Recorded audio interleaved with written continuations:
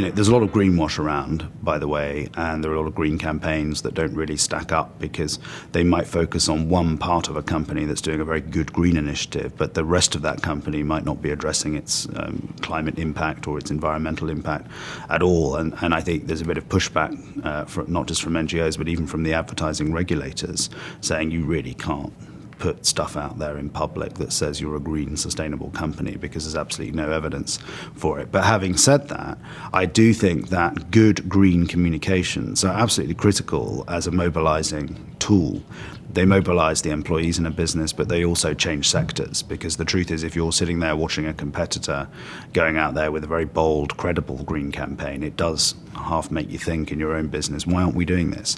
And I think that, in terms of being able to sell stuff to other businesses, it's becoming increasingly important to be able to demonstrate.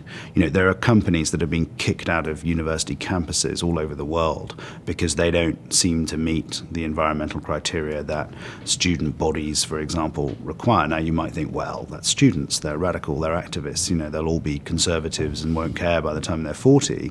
But this costs businesses a huge amount of money. If you can't get your soft drink contract or your paper contract into 30 universities in the US, you've got a bit of a commercial problem in your bottom line. So I think a lot of this is being driven by commercial imperative, and I think that means that people are learning you've got to do the work first. There is absolutely no point in sort of premature communication.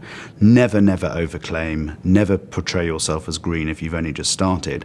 But once you've done the work and once you have something to communicate, and this is what Unilever and Kraft and Marks and Spencer's and increasingly Walmart are able to do, is they have spent quite a lot of time doing some quite serious work on their business models and their supply chains, and they have actually changed their practices.